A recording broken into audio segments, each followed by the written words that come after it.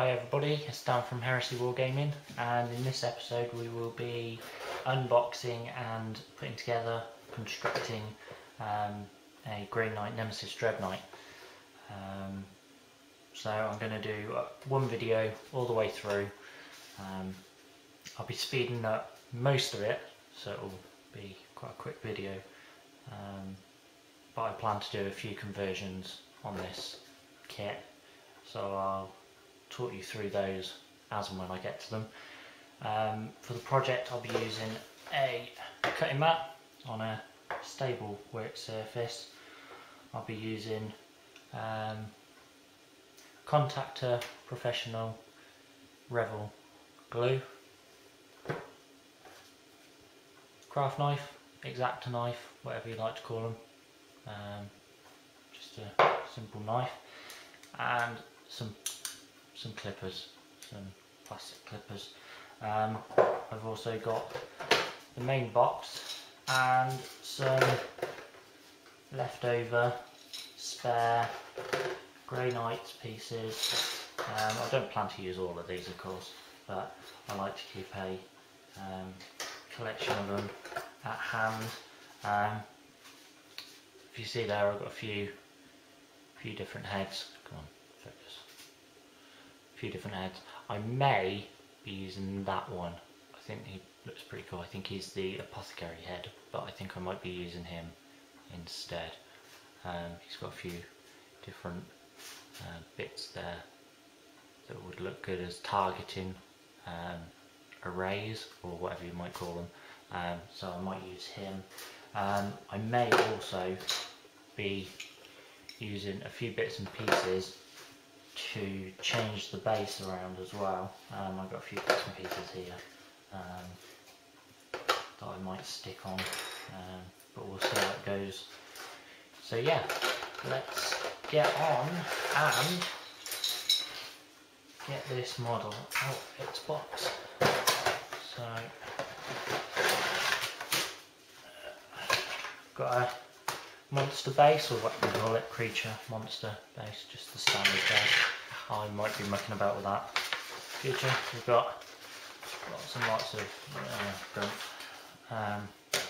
I do occasionally go through the instructions. I will be doing some conversions, so obviously I can't carry them, can't follow them step by step, but I often find with Games Workshop sprues, they are quite complicated. Some of them you kind of think, oh, what's that? Like that. Where's that going to go? You know, and you think, well, I'm going to have to look at the rules. Not the rules. What am I going on about? I'm blubbering again. Yeah, but basically I do follow the instructions up to the point where I need to do a conversion. So that's the first sprue. Oh yeah, brilliant fixing. So that'll probably be the main body, I would have thought, those two bits. That'll be the engine. That looks like it's one of the mid sections. So yeah, we'll find out.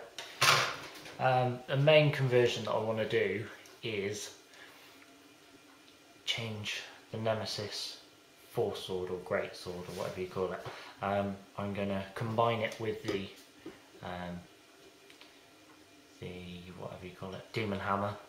I'm probably going to take the top of the demon hammer off and add in the top section of the sword, and then the bottom section on there to make it look like a what do you call them? Halberd. That's it. We'll see how that goes. So yeah, so that's the second sprue, as you can see. Just standard, basically. Third, got the legs on there, a few extra parts, feet. I won't be assembling it complete. A few sections like the shin armour these few bits. I will leave off and a few other bits as well, because I plan to actually airbrush this model when I get a chance.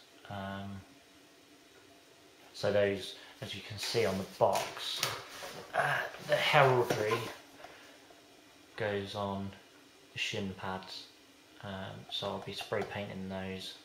I've seen that done on a few YouTube videos, and also the greatsword I will be spray painting as well. So yeah, let's crack on.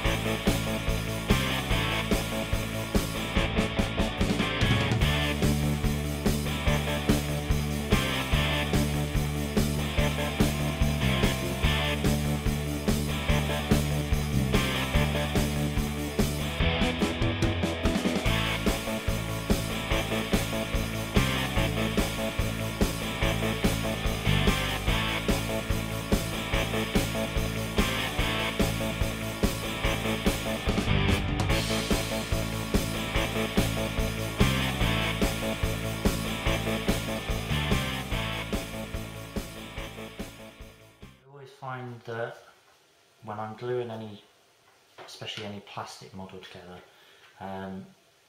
if anybody has any experience with this glue, I don't know, this is the only glue that I use, so I don't know whether it applies to every glue, but I always find that less is more, especially on a very detailed model. It's very easy to get too much glue on the model, and then when you come to paint it, you find that there are effectively melted areas, and that becomes very frustrating, especially, like I say, when painting. So yeah, top tip, less is more.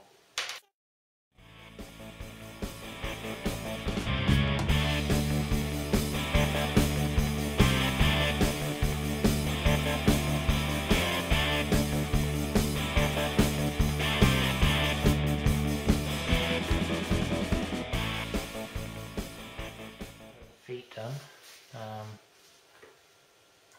They're quite fiddly.